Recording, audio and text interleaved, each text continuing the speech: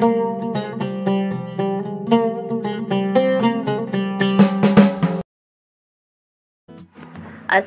আলাইকুম everyone, Ruma cooking house থেকে সবাইকে আবারও স্বাগত জানিয়ে আমি রুমা আজকে একটি নতুন রেসিপি নিয়ে আপনাদের সামনে হাজির হয়ে গেলাম। আশা করছি আজকের রেসিপিটা আপনাদের কাছে খুব ভালো লাগবে।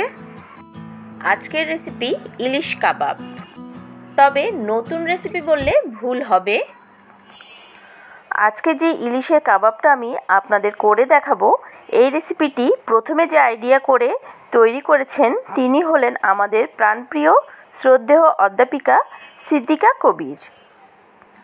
তিনি আর আমাদের মাঝে নেই, কিন্তু তার লেখা অনেক রান্নার বই পড়ে আমাদের মতো মানুষকে এইভাবে সাহায্য করে যাচ্ছে। আল্লাহ তাআলা ওনাকে অনেক শান্তিতে রাখুক, সবাই দোয়া করবেন তার জন্য। তাই আজ আমি তার প্রতি শ্রদ্ধা জানিয়ে শুরু করছি এই ইলিশ কাবাবের রেসিপি।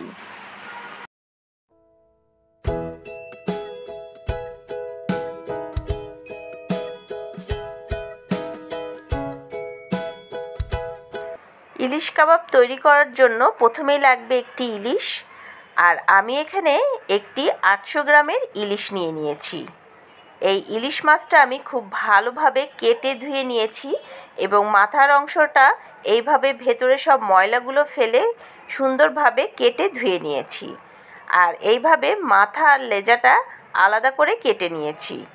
আর মাছের যে মাঝের অংশটা আছে সেইগুলোকে এরকম টুকরো করে কেটে নিয়েছি। আমি একটি হাঁড়ির মধ্যে সব ইলিশ মাছগুলো নিয়ে নিচ্ছি। এখন এই ইলিশ মাছগুলোতে আমি পরিমাণ মতো লবণ দিয়ে দিচ্ছি, আর দিয়ে দিচ্ছি হাফ চা চামচের মতো মরিচের গুঁড়া, আর দিয়ে দিচ্ছি হাফ চা চামচের মতো হলুদের গুঁড়া। এখন এই মশলাগুলো দিয়ে আমি খুব ভালোভাবে এই মশলাগুলো এই মাছের সাথে মিশিয়ে নেব। খুব ভালোভাবে ভেতরে হাত দিয়ে মাথার অংশটা মশলা মাখাতে হবে, যেন প্রত্যেকটা অংশতে মশলাগুলো মেখে যায়। এখন এখান থেকে আমি এই মাথা আর লেজা এই দুটো অংশ আমি আলাদা করে তুলে রাখব। এই অংশ দুটো আমি ফ্রাই করে নেব, এই জন্য এই দুটো আমি আলাদা করে নিচ্ছি। আর বাকি যে মাছগুলো মশলা মাখানো রয়েছে এর মধ্যে আমি পানি দিয়ে দিচ্ছি।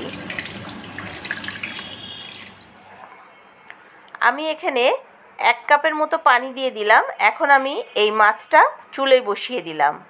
এই মাছের হাঁড়িটা চুলোয় বসিয়ে দিলাম ঢেকে 10 মিনিটের জন্য কুক হতে। দেখুন মাছগুলো কিন্তু খুব ভালোভাবে সেদ্ধ হয়ে গেছে এবং পানিটা আমি পুরোটাই শুকিয়ে নিয়েছি, কারণ মাছের পানিটা ফেলা যাবে না। আর আপনারা চাইলে এই মাছগুলো কিন্তু ফ্রাই করেও নিতে পারেন সেদ্ধ না করে। তো মাছটা ঠান্ডা হয়ে যাওয়ার পরে আমি একটা প্লেটে নিয়ে নিয়েছি এবং এই মাছগুলোকে এখন খুব ভালোভাবে আমি কাঁটাগুলো বেছে নেব। এই কাবাবটা ঝামেলা শুধু এই কাটা বাছাটায়, আর কোনো ঝামেলা নেই। এটা একটু সময় লাগে, তো আমি এইভাবেই সব মাছের কাঁটাগুলো বেছে নিয়েছি। দেখুন আমার পুরো মাছটারই কাটা বাছা হয়ে গেছে।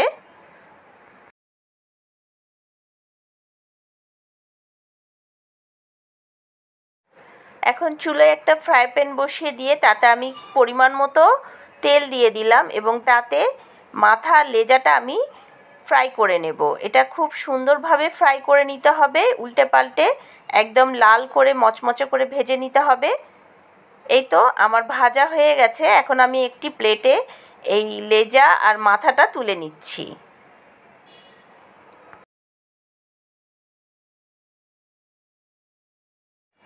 এখন যে মাছগুলো আমি বেছে রেখেছিলাম সেই মাছগুলো একটা প্লেটে নিয়ে নিলাম। আর এখানে নিয়ে নিচ্ছি মাছের যে মশলাটা ছিল সেই মশলাটা, এটা কিন্তু ফেলা যাবে না, এই মশলাটুকু নিতে হবে। আর নিয়ে নিচ্ছি এখানে আলু সেদ্ধ। আমি এখানে ছোট ছোট দুটো আলু সেদ্ধ করে নিয়েছি। অবশ্যই মনে রাখতে হবে মাছের পরিমাণের থেকে আলু সেদ্ধটা কম হতে হবে। তো আমি এই আলু আর মশলা দিয়ে মাছটা খুব ভালোভাবে হাত দিয়ে মেখে নিচ্ছি। আপনারা চাইলে এটা চুলোতেও করে নিতে পারেন, কিন্তু এইভাবে যদি মেখে নেওয়া যায় তাহলে চুলোতে যখন আমি এটা রান্না করব তখন আপনার রান্না করতে সুবিধা হবে। তো এখন আমি আবার যেই ফ্রাই প্যানে মাছ ভেজে নিয়েছিলাম সেখান থেকে তেল ছড়িয়ে নিয়ে আমি এখানে 4 টেবিল চামচের মতো তেল দিয়ে দিয়েছি এবং এখানে হাফ কাপের মতো পেঁয়াজ কুচি দিয়ে দিচ্ছি।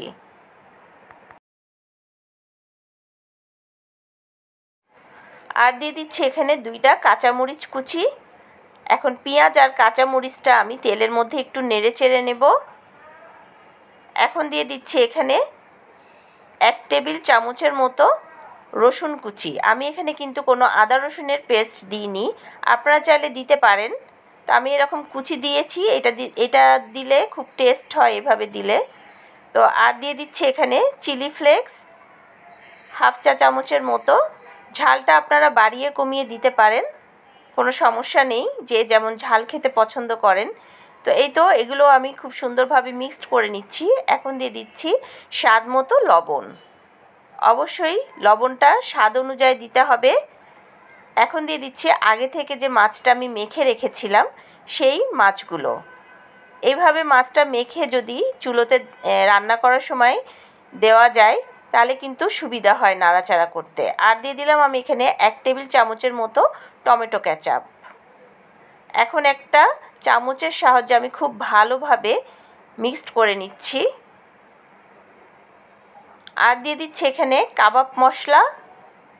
আপনারা যে কোনো কাবাব মশলা এখানে ব্যবহার করতে পারেন। আমি এখানে হাফ টেবিল চামচের মতো কাবাব মশলা দিয়ে দিলাম। এখন চুলোর মধ্যে 5 মিনিট ধরে আমি এই মাছটা ভাজা ভাজা করে নেব এবং চুলোটা অফ করা হয়ে গেলে তখন আমি এখানে 1 টেবিল চামচের মতো লেবুর রস দিয়ে দিলাম। এখন লেবুর রসটা খুব ভালোভাবে আমি মিক্সড করে দিচ্ছি।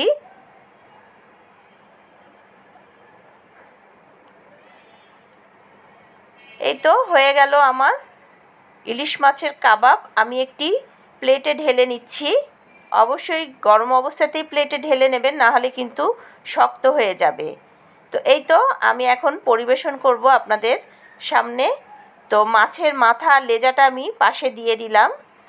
আর এই মাছের যে কাবাবটা তৈরি করেছি এটা একটু ঠান্ডা হওয়ার পরে আমি একটা মাছের আকার তৈরি করে দিচ্ছি।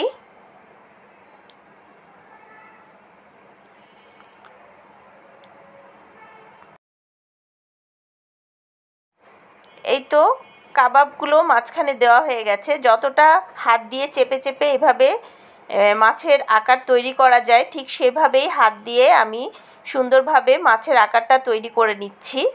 এই তো হয়ে গেল। এখন আমি দিয়ে দেব এখানে বিস্কুটের গুঁড়া। আমি এখানে টোস্ট বিস্কুট গুঁড়া করে নিয়েছি। এখন এই টোস্ট বিস্কুটের গুঁড়া আমি এই ওপর থেকে এইভাবে দিয়ে দিচ্ছি। হাত দিয়ে খুব সুন্দরভাবে চারিদিকে এইভাবে টোস্ট বিস্কুটের গুঁড়াগুলো লাগিয়ে দিতে হবে।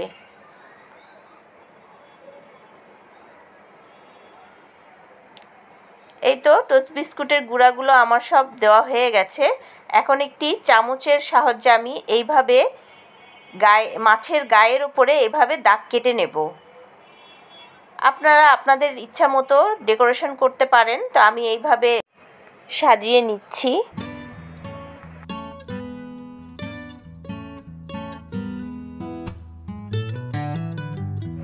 চেরি ফল দিয়ে আমি মাছের একটা চোখ তৈরি করে দিলাম। দেখুন দেখতে কিন্তু খুব ভালো দেখাচ্ছে। তো এই তো তৈরি হয়ে গেল ইলিশ মাছের কাবাব। পুরো একটি আস্ত ইলিশ মাছের কাবাব আমি আপনাদের তৈরি করে দেখালাম। আমি এটা আমার নিজের মতো করে তৈরি করেছি। যদি ভালো লেগে থাকে তাহলে অবশ্যই কমেন্ট করে জানাতে ভুলবেন না। আর আপনারা যদি বাসায় তৈরি করে থাকেন তবে অবশ্যই আমাকে কমেন্ট করে জানাবেন। আর আমার একটি পেজ আছে সাবিয়ারাস কিচেন, আপনারা চাইলে সেখানে আপনাদের এই রান্নার ছবিগুলো শেয়ার করতে পারেন। তৈরি হয়ে গেল ইলিশ কাবাব। বাসায় কোনো গেস্ট আসলে বা কোনো অনুষ্ঠানে আপনি চাইলে অতিথির সামনে সুন্দর করে একটা ডিশ পরিবেশন করতে পারবেন। তো সবাই ভালো থাকবেন। আজকের মতো বিদায় নিচ্ছি। আসসালামু আলাইকুম। আল্লাহ হাফেজ।